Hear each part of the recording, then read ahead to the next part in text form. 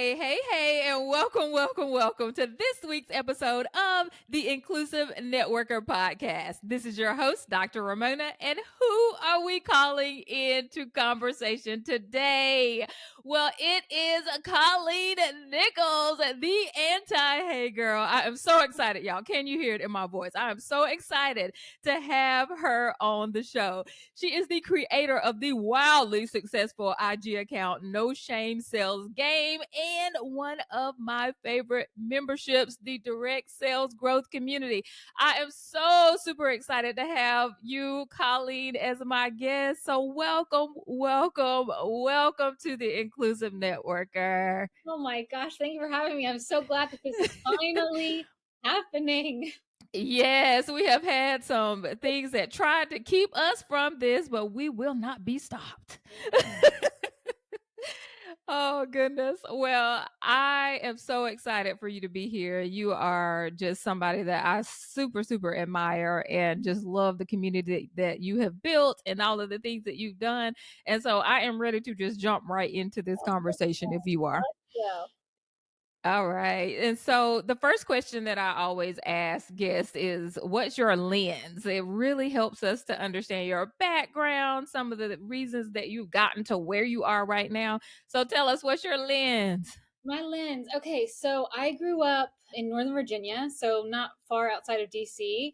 Very blue collar family, and where I grew up was very culturally diverse. All the ethnicities, all the things, and I grew up in a very Catholic household, but not in a I always call myself a recovering Catholic, but it really wasn't like bad. I'm like, it's a good part. And it's so funny because growing up in Alexandria, I was exposed to so many different, you know, culturally diverse. And I had never experienced anything like culture shock until I went to college. And I went to a liberal Mm. arts college in Farmville, Virginia, in the middle of nowhere to study Mm. psychology. And I remember I have this vivid memory of like the first day of class and being on like main campus and just walking. And I called my mom and she's like, how'd it go? How's it going? And I was like, it's fine, whatever. I've never seen so many white people in one place at one time. And she was like, Mm. oh yeah, like you're not in Kansas anymore. Like, yeah, okay. And then after undergrad, I got my master's degree in community counseling, and the focus of my master's program was social justice. So that is Mm. the lens of I see it. I see it. Okay. I got it. things Okay. coming into focus and making a little more sense. Yes. So, as you were learning about social justice, like what did this really open up for you? Oh gosh, it was an interesting process. I remember in one of my first classes, like we there was no time wasted. Like you jump right in.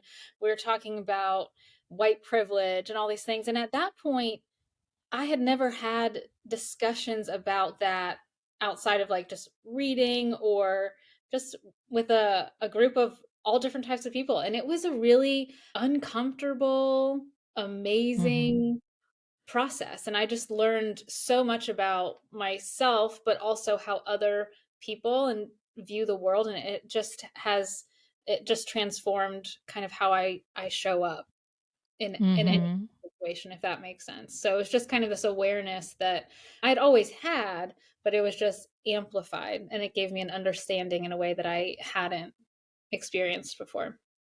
So, Okay, so we're going to dig into that in just a okay. minute. And so let me go back a little bit so that we can tell the people who you are. And so tell us about this amazing community that you have built.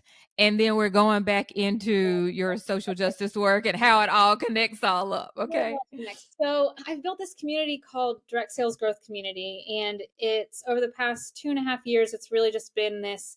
The whole point is to help take the ick out of network marketing, to modernize this Mm-hmm. industry. It's an industry in which I have had a lot of success, and it changed the trajectory of my life. And so I've always just been like, man, if people could do this like the right way, like, and just not be so stereotypical, hey girl, Mm-hmm.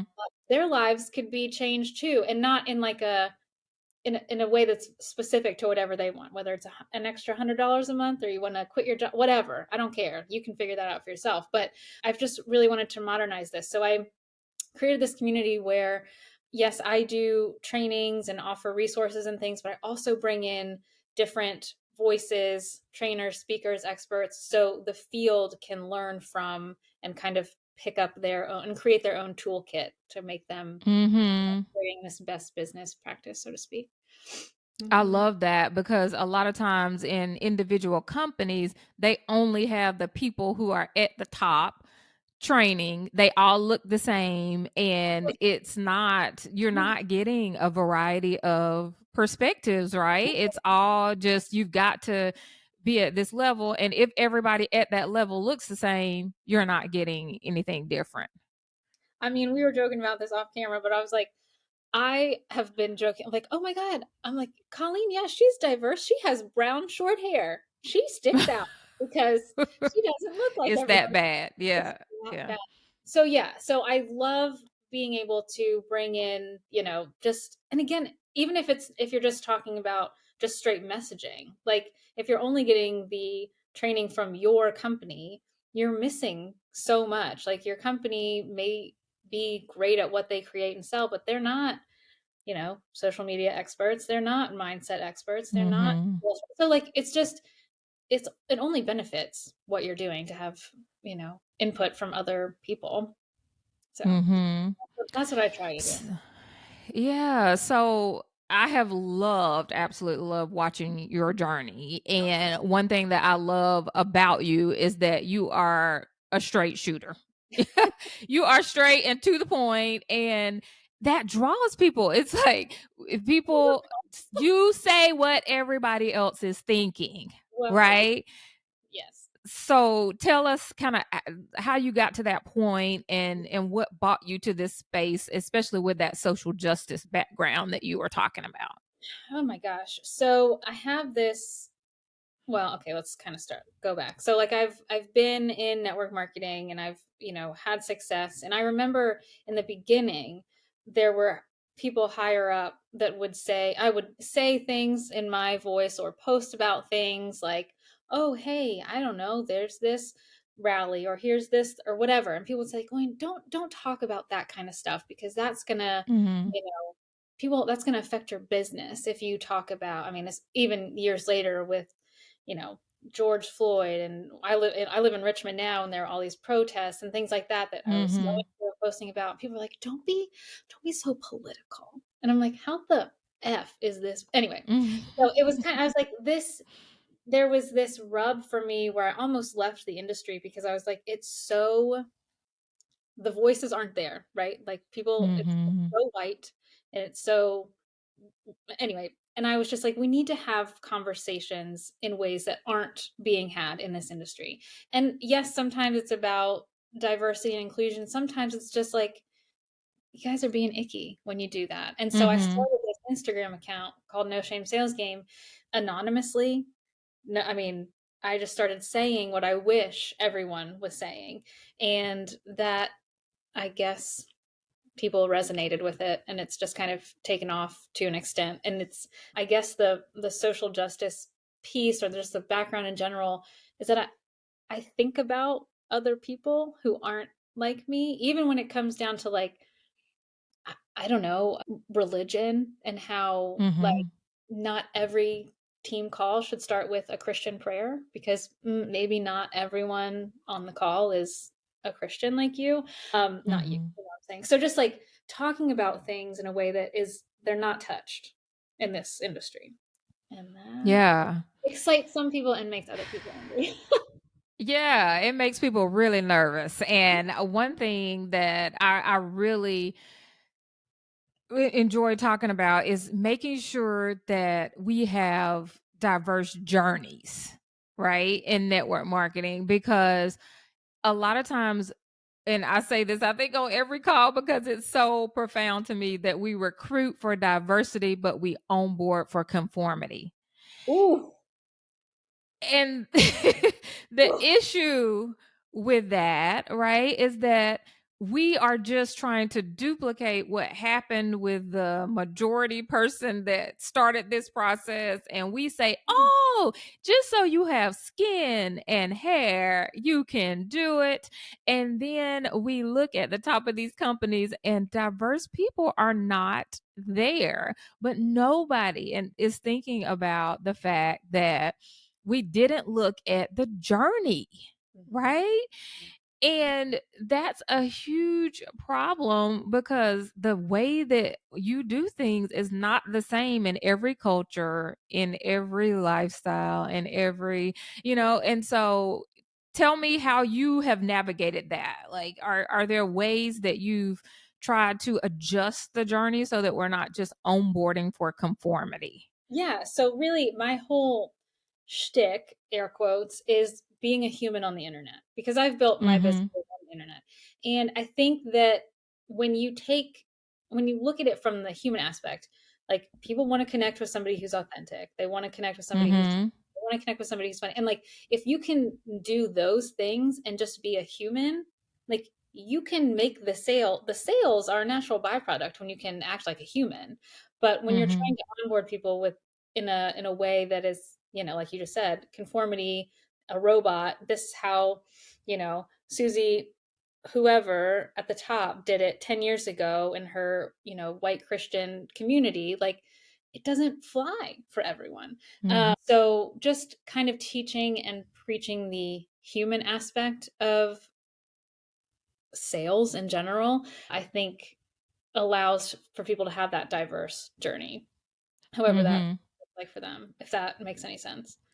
Yeah, it does. And so, as you have gone and now you've built this community, is that the action steps that you would tell people to take? Like, if they are saying, I don't have people in my community, that my community is not diverse at all, how do I build this large community? Because you have all types of people Oh, yeah. in. And Yes. everybody's loving it, right? And so, what are the types of things that you've done to build that diverse network? Because we are the inclusive networker, right? Yeah. So it makes me kind of want to bang my head against the wall when people say, like, well, I just don't live in a diverse place. So how can I, make build this diverse team? And I'm like, have you ever heard of the thing called the internet? Like, is that a Internet, right? right? And so I think, great. Okay, maybe you don't live in a place that's diverse and you want to build a diverse team. Like, you need to be consuming from creators who don't look like you, who don't love like you, who don't worship like you. I don't care if you live in podunk wherever and everyone looks the same. That doesn't matter. You can meet and connect with so many people. I mean, like, I built my team, 50% of the people who joined me directly in business, I met on the internet. Like, I met on Mhm. social media. So it doesn't matter where you're locally, like physically, you need to start interacting and consuming content from people who don't look like you. So whether it's people of color, whether it's, I'm a neurotypical individual. I create or I consume content from autistic creators, schizophrenic creators. I, you know, consume content from different religion, like just so you Mm, know what's that's out good. there. You know what I mean? Mhm. Um, Mhm. and so you can start building your network that way, you know? Mhm. So that's what I've done. That's what I encourage people to do. We know when you since my you know vein and lens is social media, and I tell people, like, if you scroll your story bubbles at the top and it's all the same, they all look the same, like you got some work to do. Mhm. So, So, how did you get to this point? Right? And so it's no secret that you are a white woman. You did well, right? In how did you get the voice is what I'm asking, right? Because I use this acronym ROAR for the program that I teach people, and use ROAR because a lot of people don't have a voice. They can't even speak up for themselves, so they certainly can't speak up for other people. And Mhm. so tell me how, as a white woman, you got to this point to where you were okay with just speaking and being an advocate and an ally and I I I wish I had like like this tumultuous, like I got here. Like to me, it Mhm. feels like common sense. Like I just don't. Mhm. I feel more confused when people are like, Mhm. oh, I don't know how to. I mean, I've had people say like, well, how do I talk to somebody who's different than me? I'm like, what? What? Mhm. How is that even? That doesn't compute in my mind. So I think to me, I was raised in a way where you speak up, and if somebody can't speak up, you speak up for them. And if you are able to like make a space where you can hand them the mic and they can speak for themselves, like that's just what you do. And I think as I became more aware of white privilege and in general, just like how can I find ways to kind of let other people like shine the light somewhere else, because I realized that a lot of my friends, whether it's my friends of color, my friends in the LGBTQ community, they don't get the privilege to walk around with the assumption that I do. I can walk in Mhm. to any situation and assume I'm going to be all right. People are going to like me. Nobody's going to like think anything of me. But that's not the case for a lot of my friends. They walk around with this like, am I going to be okay here? Are people going to accept me? Mhm. And anytime I can, help that, I don't know, it's just a no-brainer. Mhm. I know the privilege that I have, and I know that if you have privilege, then you need to spread it and use it for good, right? Like I can't help the fact, Mhm. right? But I can say, oh, well, I know I can do good with it.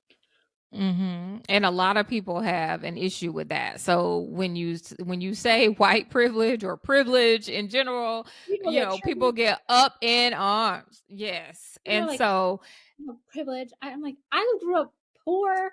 My parents didn't go to college.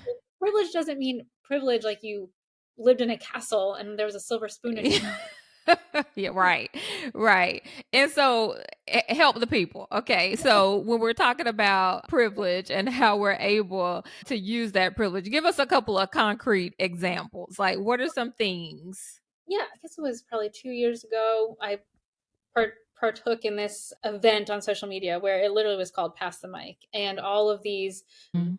white influencers, we were all in this group and we were paired with women of color. And we like passed the mic, so to speak. So for like a day or two, our partners took over our Instagrams and they talked about their causes and things like that. And that was really cool. Like literally giving somebody else a voice, or, just speaking up when you like notice maybe in your company that like there is this lack of diversity at the top.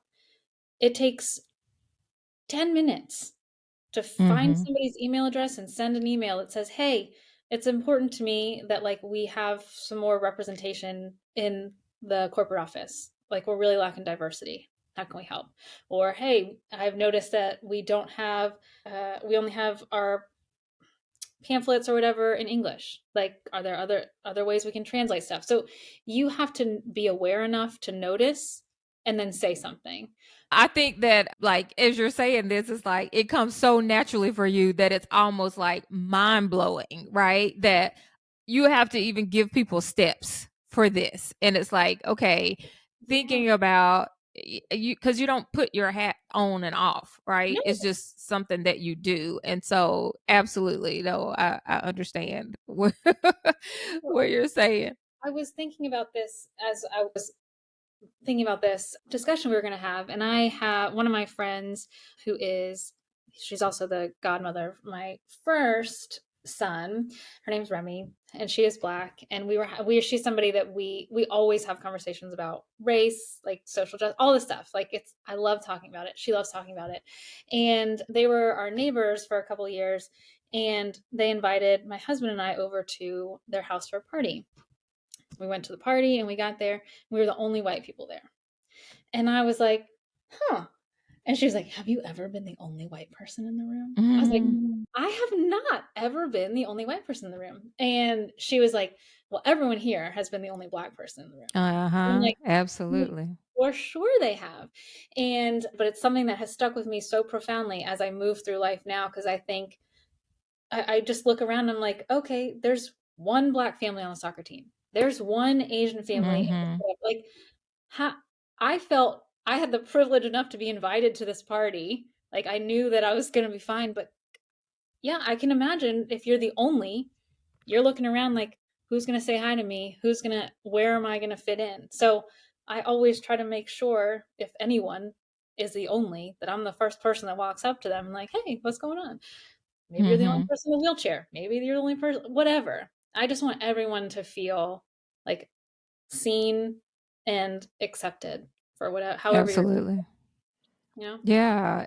And so if you could think about network marketing and think about kind of how we do things, what are three like big things that you wish that our network marketers would start or stop doing, right? So what do you wish we would learn or unlearn? First, I would love for everyone to educate themselves on what white privilege is. I would love for Mhm. them that you can just take yourself to a little Google search bar if that's what you want to do and just type in that. I even like wrote stuff down. Like I follow Layla F. I'm gonna mispronounce her name. Is it Sad? But she wrote Mhm. Me and White Supremacy. Anyway, but she talks about like you can literally just Google what is anti-racism? What is white privilege? What is white supremacy? Like literally just Mhm. educate yourself. I also want everyone to start noticing and being more aware. So if you are on these corporate calls and you notice that it's a panel full of white people, maybe send an email and say, hey, thanks for the great call. Loved it, learned X, Y, and Z. I did notice though, there's a lack of Mhm. diversity on the panel or on the panels. What can we do? Mhm. And just bringing it to bringing awareness to it. And also like I want you, kind of how I was saying, like speak up in like on your feed, like on social media, Mhm. because when I was saying like people are saying, oh, don't post about that, like that's political, and I'm like, human rights is not political, first of all, but also Mhm.